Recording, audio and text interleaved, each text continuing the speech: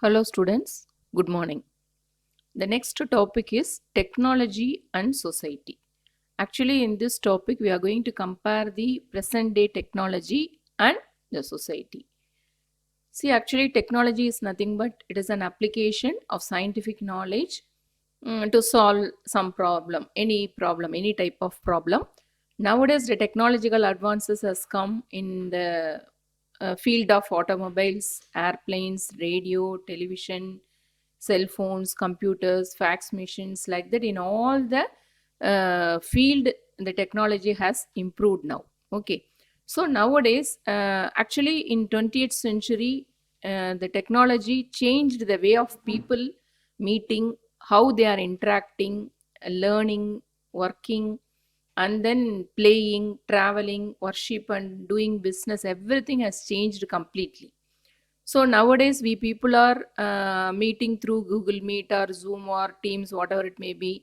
Then we are interacting. That they are all the persons are working online only due to this lockdown, and we are learning, playing also nowadays. We are doing in the net itself. Technology has improved. If you are traveling to any other places, we are booking tickets, and then in some places we cannot able to go, means we have to see the temple and what all the worship is done there, like that we are seeing everything.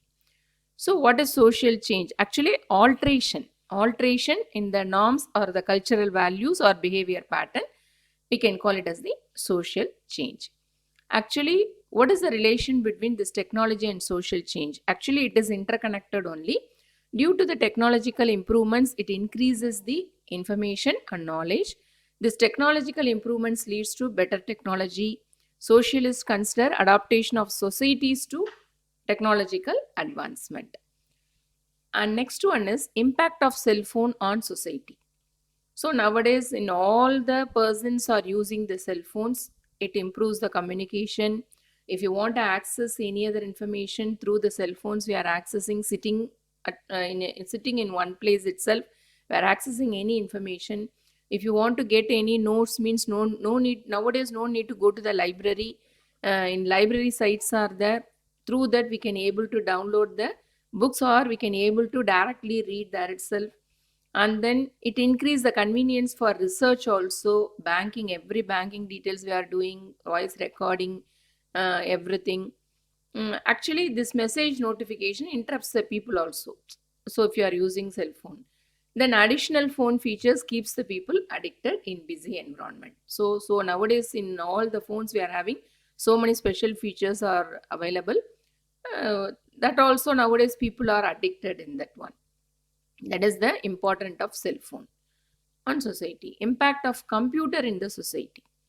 See, before and all, we are used to write everything. After the usage of the computers, it increased the interconnectivity. Most of the work are paperless work nowadays. Efficient information capabilities nowadays we are having. Any complex mathematical problems or scientific problem or statistical problems, within nanoseconds, the computers can perform that operation. Numerous applications we can do it here, in all the places, or in manufacturing location or driving location, whatever it may be. So many applications are we are using through the system, through computers. Then impact of internet on society. After the usage of computers we are having, the work will be less compared to the manual work. Then after the introduction of internet, we can able to access more knowledge. It will increase the accessing of information. Nowadays, online communication is helping to build the social relationship around the world. Nowadays, in lockdown, this impact of internet on society, impact of internet is very useful due to during this lockdown period. uh, like that, we are in all the places nowadays. Without internet, we can't able to work here. We are sharing our information, we are sharing our feelings, everything. If you want to post any information, we are posting everything. We can able to do through the internet only. Okay, already you know all those things, just the headings alone. So what is the negative impact of technology on society? Actually, nowadays, most of the people are addicted to the internet and its features. Uh, Actually, they are losing the connection, losing the connection or bond with family and friends, relatives, because sitting in one place itself, we are giving the wishes to birthday wishes or anniversary wishes or any other function through online itself we are doing nowadays. We cannot able to attend the function due to the COVID-19. So during this period, through the uh, online Google Meet or Zoom, we can able to see the functions and all, but we cannot able to see one another here. But usually we are doing like that. Okay. So the internet is also helping the politician also to infect the society by dividing the unity of people, by spreading some communism or casteism through the internet. Okay. So actually that the internet as actually in internet also hosting some information, it is not suitable for children and teenagers. So many hacking informations are nowadays available, and childrens are going and seeing that websites and all. So that also the negative impact of technology.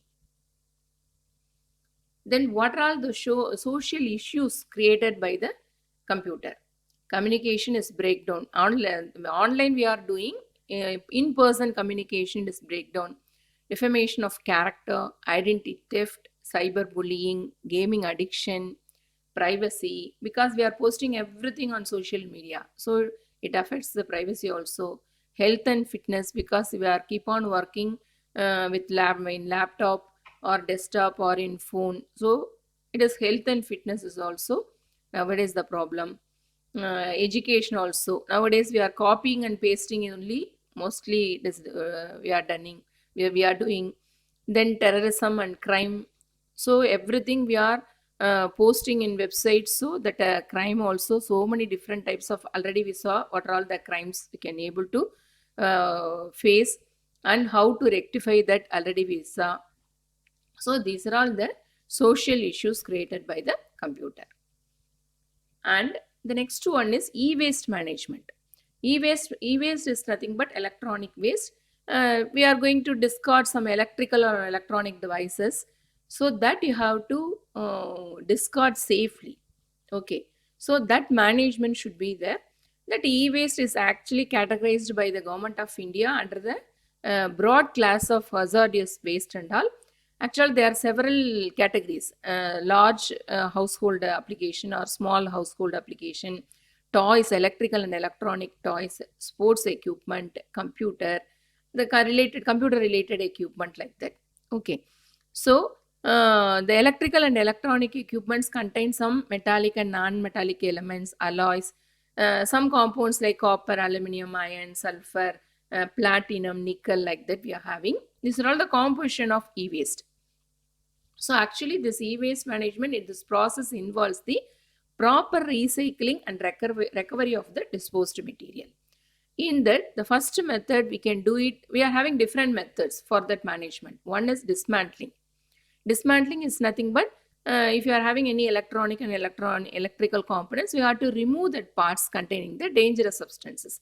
In some machines and some parts, the dangerous substances will be that like switches, PCB, like that. You have to remove that. Another one thing, removal of easily accessible parts containing the valuable substances. In some material, the valuable substances also there, like dangerous.